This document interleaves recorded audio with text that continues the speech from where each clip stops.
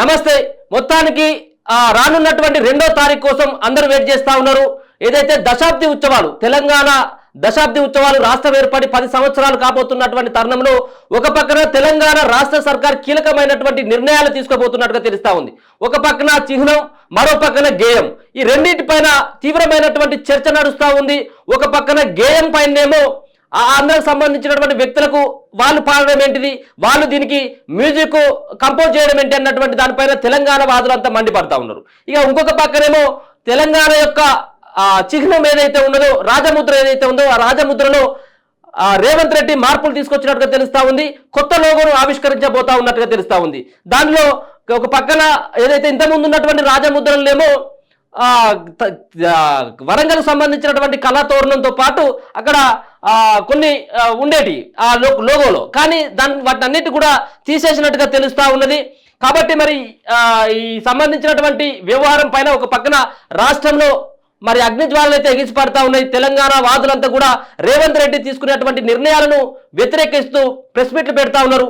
ఇక ఇంకొక పక్కన చాలా రకాలైనటువంటి సంబంధించినటువంటి అంశాలని ప్రతిపక్ష పార్టీలు కూడా తీసుకురావడం జరుగుతుంది. తెలంగాణకు సంబంధించినటువంటి ఏదైతే బలిదేవతను సోనియా గాంధీని మళ్ళీ తెలంగాణ రాష్ట్రానికి తీసుకొచ్చి మళ్ళీ తెలంగాణ రాష్ట్రంలో మళ్ళీ ఎట్లాంటి ఆలోచనలు సృష్టిస్తామని చెప్పేసి బీజేపీ నేతలు మరి సోనియా గాంధీని ఎందుకు పిలిపిస్తా ఉన్నారు ఇక్కడికి అని చెప్పేసి వాళ్ళు ఆరోపిస్తూ ఉంటే, మరో పక్కన ఇక్కడ బీఆర్ఎస్ పార్టీ శ్రేణులు సైతం కూడా వాళ్ళు కూడా ఉత్సవాలను జరుపుతాం, వీళ్ళేమో కాంగ్రెస్ పార్టీ ఏమో దశాబ్ది ఉత్సవాలని చెప్పేసి వాళ్ళు జరుపుతా ఉంటే ఇది ముగింపు ఉత్సవాలని చెప్పేసి వాళ్ళు కూడా జరిపేందుకు ఇక్కడ ప్రయత్నాలు చేస్తూ ఉంది బీఆర్ఎస్ పార్టీ.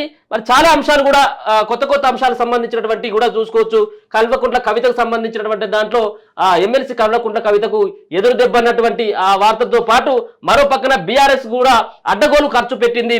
మొన్న జరిగినటువంటి ఏవైతే ఎమ్మెల్సీ ఉప ఎన్నికల్లో భాగంగా అన్నటువంటి వీటి పూర్తి సంబంధించినటువంటి వాటిని ఈవినింగ్ ఎడిషన్లో మనం చూసుకోవచ్చు. ఇప్పటి వరకు ఉన్నటువంటి వార్తలు, వాటి వెనుకున్నటువంటి వాస్తవాలను కూడా ఒకసారి తెలుసుకున్నటువంటి ప్రయత్నం అయితే చేద్దాం. అదిరేలా ఆవిర్భావం, రాష్ట్ర లోగోకు తుది రూపు సిద్ధమైన జయ జయ హే, ట్యాంక్ బండ్ పై కార్నివాల్, లేజర్ షోకు చురుగ్గా ఏర్పాట్లు. ఉదయం పరేడ్ గ్రౌండ్ లో, సాయంత్రం ట్యాంక్ బండ్ పై భారీ ఎత్తున ఉత్సవాలకు కూడా ఏర్పాటు చేస్తా ఉన్నటువంటి వార్త చూసుకోవచ్చు. మరి జయ జయ హే సాంగ్ వింటున్నటువంటి సీఎం రేవంత్, డిప్యూటీ సీఎం బట్టి విక్రమార్క సైతం కూడా, కీరవాణి వీళ్ళందరూ కూడా అక్కడ ఉన్నటువంటి నేపథ్యాన్ని కూడా చూసుకోవచ్చు అందశ్రీతో కలిసి. అయితే ఇదే సంబంధించినటువంటి దానిపైన మరి కీలకమైనటువంటి చర్చ నడుస్తూ ఉంది. ప్రతిపక్షాలు మొత్తం రేవంత్ రెడ్డి పైన దుమ్మెత్తిపోస్తా ఉన్నాయి. తెలంగాణ వాదులంతా కూడా దుమ్మెత్తిపోస్తా ఉన్నారు. ఇన్ని రోజులు లేనటువంటి ఈ ఆంక్షలు ఇప్పుడు మళ్ళీ ఏంటి, లోగో కొత్త డిజైన్ ఏంటిది, ఇక్కడ గీతాన్ని మళ్ళీ మార్చడం ఏంటిది, ఇక్కడ తీసుకుపోయి కీరవాణి చేతిలో పెట్టడం ఏంటిది, ఇప్పటికే అనేక రకాలైనటువంటి విమర్శలు వస్తూ ఉన్నాయి. తెలంగాణ వాదులకంతా తెలంగాణ రాష్ట్రం ఏర్పడితే తెలంగాణ వాళ్ళకి రాష్ట్రాన్ని పాలించుకోవడం చేత కాదని చెప్పేసి ఆ రోజు అక్కడ ఆంధ్ర వాళ్ళు మాట్లాడిళ్ళు.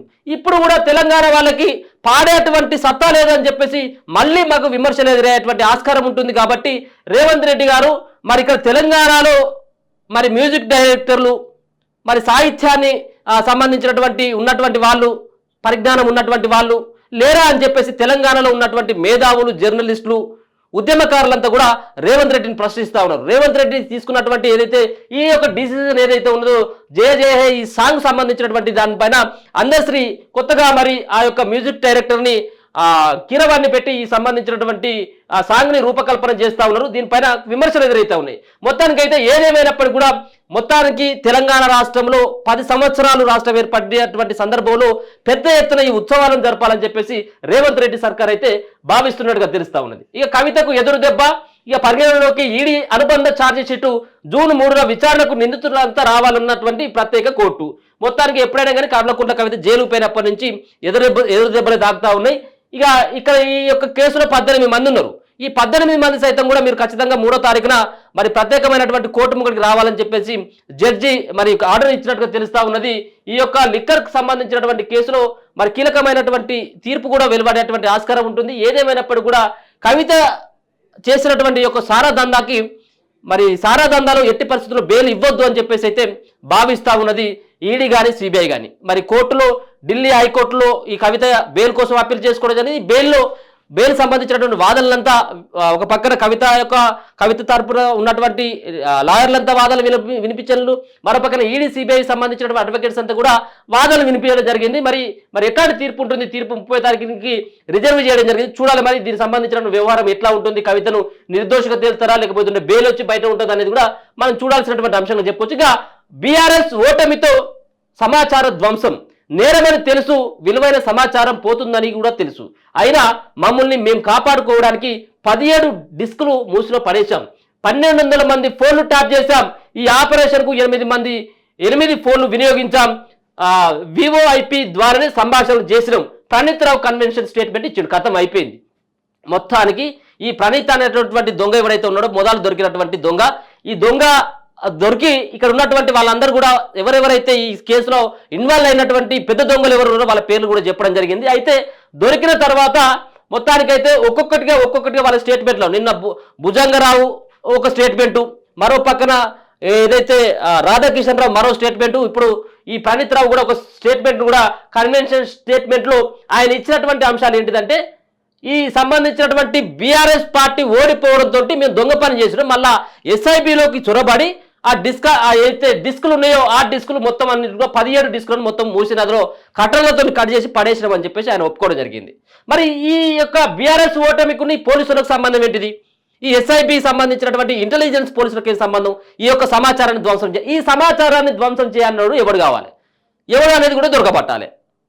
ఎవరికి సమాచారం దొరకకుండా వీళ్ళు వచ్చేటువంటి గవర్నమెంట్లో ఉన్నటువంటి పెద్దలకు తెలియకుండా మొత్తం మూసి నదిలో పడేయమన్నటువంటి వాళ్ళెవరు, వాళ్ళ వెనుకున్నటువంటి శక్తులు ఎవరు, వ్యక్తులు ఎవరు అనేది కూడా తెలియాల్సినటువంటి పరిస్థితి, తెలియజెప్పాల్సినటువంటి అవసరం కూడా తెలంగాణ రాష్ట్ర సర్కార్కు ఉన్నది.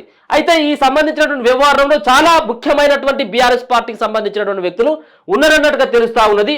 అంతేకాకుండా 1200 మంది ఫోన్లు ట్యాప్ చేసినాం, మీరు 1200 కాదు దాదాపుగా 1,20,000 మంది ఫోన్లు కూడా ట్యాప్ చేసేటువంటి ఆస్కారం ఉన్నది. 1200 ఫోన్లు కాదు, ఇది ఒక్కరోజు భాగవతం కావచ్చు, ఒక్కరోజుకే 1200 మంది ట్యాపింగ్ చేసింది కావచ్చేమో. ఎందుకంటే ఒక్కొక్కడు 10 మందిని వేసుకొని వాళ్ళు ఒక 4-5 గ్రూపులుగా విడిపోయి, ఒకడేమో సిరిసిల్లలో వారు రూమ్ పెడతాడు, ఇంకోడేమో పోయే కరీంనగర్లో కూడా, హైదరాబాద్లో కూడా, వరంగల్లో కూడా, ఇంకొకటి ఒక మలోగోడు. ఈ ఫోన్ ట్యాపింగ్ కేంద్రం వార్ రూమ్లు ఏర్పాటు చేసుకొని ఎవరికి సంబంధించినటువంటి దోషినటువంటి విధంగా వాడు దోచుకోవడం, వాళ్ళని బెదిరియడం, కేవలం రాజకీయ నేతలనే కాదు వ్యాపారవేత్తలను బెదిరించిండు. ఒకవేళ కనుక సినీ తారలను కూడా బెదిరించి వాళ్ళను లొంగపరుచుకున్నారు అన్నటువంటి ఆరోపణలు ఏర్పడుతుంది. గింత చెడ్డ బతుకు, కాకి డ్రెస్ వేసుకున్నారు కానీ వీరు చేసినటువంటి ఒక నీచమైనటువంటి పనులు తెలంగాణ సమాజంతో పాటు యావత్ దేశానికే ఇది ఒక మచ్చగా చెప్పుకోవచ్చు. ఒక పక్కన దేనిపైన చేయాలి, దేశ సంబంధించిన భద్రతకి ఏమైనా ముప్పు వచ్చినప్పుడు వాళ్ళ యొక్క ఫోన్లను ఎవరైతే వాళ్ళకి సంబంధించిన ఉగ్రవాదులు, మావోయిస్టులు ఎవరైనా కదలికలపైన దృష్టి పెట్టాలి.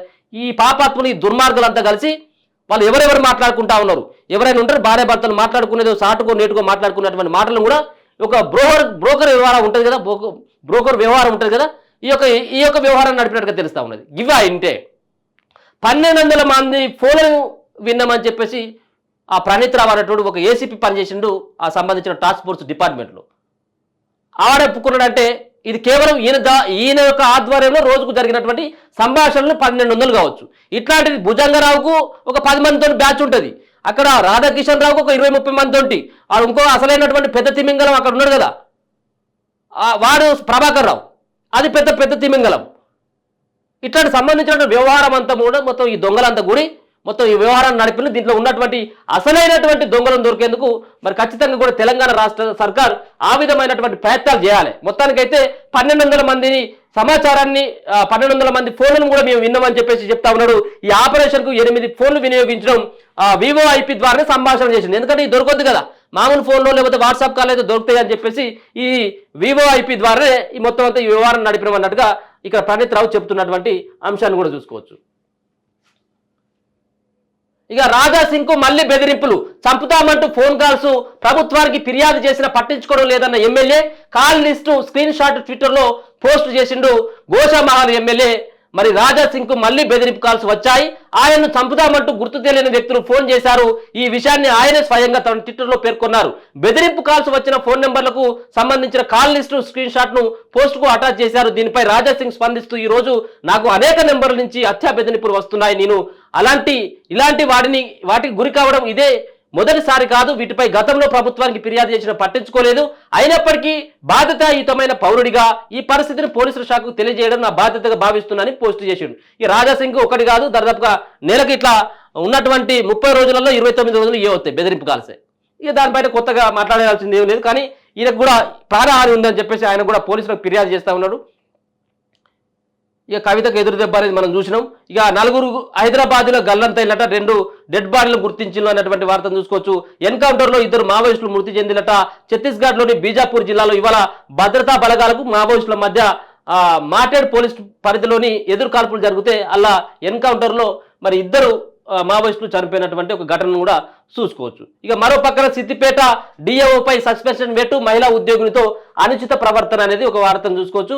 వ్యవసాయ శాఖ సంబంధించినటువంటి డిఏఓపై సస్పెన్షన్ వేటు పడింది.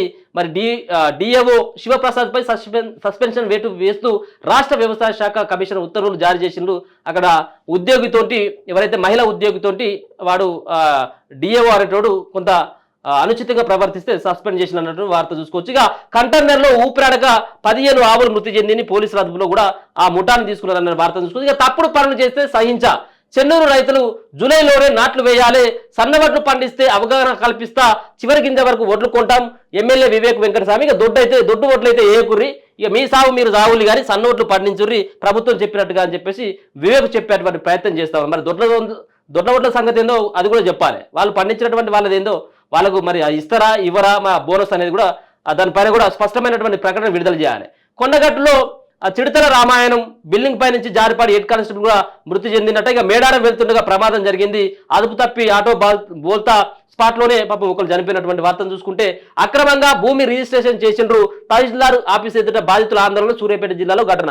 అప్పుడు ఇట్లాంటి కోకొల్లుగా బీఆర్ఎస్ ప్రభుత్వంలో ఉన్నటువంటి దాంట్లో కూడా చాలా మంది ఎంఆర్ఓ ఆఫీసు, ఆర్టీఓ ఆఫీస్ చుట్టూ, కలెక్టర్ గేట్ ముంగట కూడా కూర్చున్నటువంటి సంఘటనలు ఇప్పుడు కూడా తెలంగాణలో పార్టీ మారినప్పటికి కూడా, గవర్నమెంట్ మారినప్పటికి కూడా మరి ఇట్లాంటి సంఘటనలు అయితే చోటు చేసుకుంటా ఉన్నాయి. ఇవి V6 డిజిటల్లో ఉన్నటువంటి ఈ ప్రధానమైనటువంటి వార్తలుగా చెప్పుకోవచ్చు. ఇక బీఆర్ఎస్ అడ్డగోలు ఖర్చు పెట్టింది అనేది ఒక వార్తను అయితే చూసుకోవచ్చు. ఇజ్జత్ కా సవాల్గా మండలి బై ఎలక్షన్, ఎనుగుల రాకేష్ రెడ్డి పేరుట ఫాతిమానగర్ యూబీఐలో కొత్త ఖాతా, పార్టీ అకౌంట్ నుంచి 20 కోట్లు ట్రాన్స్ఫర్, మరో రోజు 5 కోట్లు, పార్టీ చెక్ ద్వారా ఇంకో 5 కోట్లు, ఎమ్మెల్సీ తాతా మధు అకౌంట్ నుంచి 50 లక్షలు, రాజయ్య మల్టీ స్పెషాలిటీ ఆసుపత్రి నుంచి 22 లక్షలు, ఓడితెల నన్నప్రేణి ఖాతాల నుంచి ట్రాన్సాక్షన్, 34 సెగ్మెంట్ల ఇన్ఛార్జీలకు నగదు బదలాయింపు, పెట్రోల్ బంకులు కాంట్రాక్టర్లకు ఏజెన్సీలకు ట్రాన్స్ఫర్, వైట్ ను బ్లాక్ చేసి ఓటర్లకు పంపిణీ. ఈ నెల 28న ఖాతా మొత్తం ఖాళీ, కళ్ళు మూసుకున్నటువంటి ఈడీ ఐటీ. ఇక ఈడీ ఐటీ ఏం చేస్తున్నాయని చెప్పేసి ప్రశ్నిస్తా ఉన్నారు. మొత్తానికైతే ఎనుగుల రాకేష్ బీఆర్ఎస్ పార్టీ బై ఎలక్షన్లో పంచినటువంటి పైసలు మరి ఏ పార్టీ కూడా పంచలేదు. మనం ఏ పార్టీని కూడా వెనకేసుకొచ్చేటువంటి ఆస్కారం లేదు. కానీ బీఆర్ఎస్ పార్టీ మాత్రం ఖచ్చితంగా అక్కడ చాలా డబ్బులు పంచింది. ఎమ్మెల్సీ ఎలక్షన్లో ఖచ్చితంగా వాళ్ళ యొక్క సీటే. ఎందుకంటే అక్కడ ఉన్నటువంటి ఎవరైతే పల్లా రాజేశ్వర్ రెడ్డి ఆయన రాజీనామా చేయడంతో ఏర్పడినటువంటి సీటుని మళ్ళీ వాళ్ళ ఖాతాలో వేసుకోవాలన్నటువంటి ప్రయత్నంతో బీఆర్ఎస్ పార్టీ ఇంకా చచ్చిపోలేదు రాబాయి, ఇంకా బతికే ఉన్నదని చెప్పేసి నిరూపించుకునేటువంటి ఎన్నిక కాబట్టి మరి వాళ్ళు ఈ ప్రయత్నం చేసినట్టుగా తెలుస్తా ఉన్నది. మొత్తానికైతే 100 కోట్ల రూపాయలు సంబంధించినటువంటి యొక్క ఎమ్మెల్సీ ఎన్నికల్లో విచ్చలవిడిగా బీఆర్ఎస్ పార్టీ డబ్బులు అయితే ఖర్చు పెట్టింది. అయినా కానీ ఇక్కడ బీఆర్ఎస్ పార్టీకి అంత ఉండేటువంటి ఆస్కారం అయితే కనబడతలేదు. ఇక ఫోన్ ట్యాపింగ్ కేసు సిబిఐకి ఇవ్వాలి, కేసీఆర్ దేశ ద్రోహానికి పాల్పడిండు, సీఎం రేవంత్ ఎందుకు సైలెంట్ గా ఉన్నారు, అందశ్రీ పాటను స్వాగతిస్తున్నాం బీజేపీ ఎంపీ లక్ష్మణ్ చెప్తా ఉన్నాడు.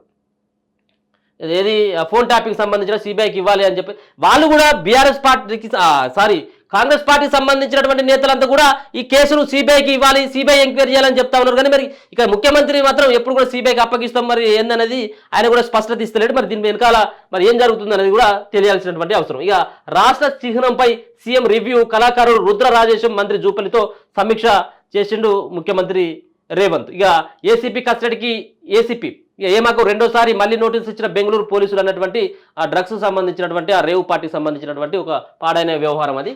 ఇక అది అట్లా ఉంటే ఒక పక్కన పల్లవి ఢిల్లీ అన్నటువంటి ఒక పత్రికలో ఉన్నటువంటి వార్తను చూసి ఇక 1200 మంది ఫోన్లు ట్యాప్ చేశాం, నేతల డబ్బు అవాలుగా చూపించాం, 56 మందితో టీం ఏర్పాటు ప్రణీత్ రావు, 17 కంప్యూటర్లు 8 ఫోన్లు వాడినాం, హార్డ్ డిస్క్లను మూసిలో పడేసిన, ఎన్నికల మర్నాడు ట్యాపింగ్ ఆపినాం, కీలక విషయాలు వెల్లడించిన మాజీ డీఎస్పీ. ఇంతకుముందు చెప్పినటువంటి దొంగ విషయం ఇదంతా. ఏది 56 మందితో టీం ఏర్పాటు చేసినట. ఒక్కొక్క టీమే మరి ఇది ఒక టీంలో 56 మంది అనేది ఉంటే మిగతా 5-6 టీములు ఉన్నాయి ఇవంతా దొంగల బ్యాచ్. ఇక రాష్ట్ర శిబిరంపై ఫైనల్ తుది రూపు సమీక్షించినటువంటి సీఎం రేవంత్ అన్నటువంటి వార్తను చూసుకోవచ్చు. ఇక విత్తనాల కొరత అవాస్తవం మంత్రి తుమ్మల నాగేశ్వరరావు. మరి అందరికి కన్ను కనబడుతుంది కానీ మరి తుమ్మల నాగేశ్వరరావు కనబడతారో లేదో తెలుస్తలేదు. ఎందుకంటే రైతులకు సంబంధించినటువంటి విత్తనాల కోసం ఆ జిలుగు విత్తనాలు కావచ్చు, మరో పక్కన పత్తి విత్తనాలు కావచ్చు, అప్పుడు ఆల్మోస్ట్ ఆల్రెడీ చిరుకులు పడ్డాయి. ఆడ గ్రామాలలో విత్తనాలు నాటేందుకు సిద్ధమవుతా ఉన్నారు. ఒక్కొక్కరు పాస్బుక్లు లైన్లో పెడతా ఉన్నారు. మరో పక్కన అక్కడ ఉన్నటువంటి చెప్పులు లైన్లో పెట్టి విత్తనాల కోసం రైతులంతా పడిగాపులు కాస్తా ఉన్నారు. ఇదంతా అవాస్తవం. మీరు అవాస్తవానంగానే సరిపోదు సార్. మీరు దేనిపైన అయితే మీరు ఏదైతే తెలంగాణ రాష్ట్ర ఆవిర్భావ వేడుకలను ఘనంగా నిర్వహించాలని చెప్పేసి మీరు ఓకే సమీక్ష సమావేశాలు పెడతా ఉన్నారు, మంచిగానే ఉన్నది సరే, ఓకే మన ఆత్మగౌరవం, మన సంబంధించినటువంటి తెలంగాణ, మన ప్రాంతం, మన ఆత్మగౌరవం కాదనట్లేము. కానీ ఇదే సంబంధించిన సమీక్ష సమావేశాలు ఇప్పుడు జరుగుతున్నటువంటి ఈ యొక్క సీజన్లో, వానాకాలం సీజన్లో రైతులు ఇబ్బంది పడతా ఉంటారు. మరి రైతులకు సంబంధించినటువంటి వ్యవహారం పైన మరి ఏ సమీక్ష సమావేశాలు? ప్రతిరోజు లైన్లో నిలబడి రైతులంతా అంగిలి చినిగిపోయేటట్టుగా కొట్టుకుంటా ఉన్నారు విత్తనాల కోసం, దొరకట్లేదు. దీనిపైన ఎవరు కూడా స్పష్టత ఇచ్చేటువంటి ఆస్కారం కనబడతలేదు. ఇగో రాష్ట్రంలో పత్తి విత్తనాల కొరత ఉందనేది అవాస్తవమని మంత్రి తుమ్మల నాగేశ్వరరావు అన్నారు. బుధవారం ఆయన మీడియాతో మాట్లాడారు. ప్రభుత్వంపై కావాలనే ప్రతిపక్షాలు అసత్య ప్రచారం చేస్తున్నాయని చెప్పేసి మండిపడ్డారు. ప్రభుత్వానికి చెడ్డ పేరు తెచ్చేలా క్యూలో చెప్పులు పాస్బుక్లు పెట్టిస్తున్నారని ఎవరు పెడతారు సార్? వాళ్ళ రాజకీయ నాయకుల, వాళ్ళకి ఏం అవసరం సార్? రైతులకి వాళ్ళకు రాజకీయ అవసరాలు కాదు కదా, వాళ్ళ పంట అవసరాలు వాటిపైన కదా వాళ్ళు ఎవరు చెప్తే ఏదో ప్రతిపక్షాలు చెప్పేది ఉంటే ఒక ఇద్దరు వస్తారేమో అట్లా పెట్టడానికి. కానీ వందలాది మంది క్యూలో అట్లాంటి కనబడతా ఉన్నాయి సార్. మీరు దానిపైన సమీక్ష చేయాల్సినటువంటి ఆస్కారం ఉంటుంది. ఇక భార్య లేదన్న బాధలో బాంబు బెదిరింపు కాలు. ఈ కథ వీడు మంచిగా ఉన్నాడు. వీడు ఎక్కడి నుంచి వచ్చి పెట్టిందట? ఏది నిన్న జరిగినటువంటి బాంబు బెదిరింపు కాలు. పంజాగుట్టలో ఉన్న ప్రజాభవన్ నాంపల్లి కోర్టుకు వచ్చిన బాంబు బెదిరింపు ఫోన్ కేసులో తెలంగాణ పోలీసులు పురోగతి సాధించారు. 24 గంటల్లోనే నిందితుడిని పోలీసులు అరెస్టు చేశారు. ఫోన్ చేసిన వ్యక్తిని గుంటూరుకు చెందిన రామకృష్ణగా గుర్తించి అదుపులోకి తీసుకున్నారు. ప్రజాభవన్ నాంపల్లి కోర్టులో బాంబు పెట్టానని, అది మరి కాసేపట్లో పేలుతుందంటూ పోలీస్ కంట్రోల్ రూమ్ కి ఫోన్ చేసి టెన్షన్ క్రియేట్ చేశారు రామకృష్ణ. దీంతో పోలీసులు అలర్ట్ అయ్యారు. ప్రజాభవన్ నాంపల్లి కోర్టులో అనువనువు వెతికారు, జల్లెడపట్టి మరీ వెతికారు. ఎక్కడ కూడా ఏమీ దొరకపోవడంతో ఫేక్ కాల్ అని పోలీసులు గుర్తించారు. ఫోన్ వచ్చిన నెంబర్ ఆధారంగా ట్రేస్ చేయగా ఆ అగంతకుడు రామకృష్ణగా గుర్తించారు. భార్యతో గొడవ పడి మద్యానికి బానిసగా మారిన రామకృష్ణ భార్య లేదన్నటువంటి బాధలో బాంబు బెదిరింపు కథ పిల్ల మీద ఉన్నటువంటి కోపం పోలీసుల మీద తీసిన వీడు.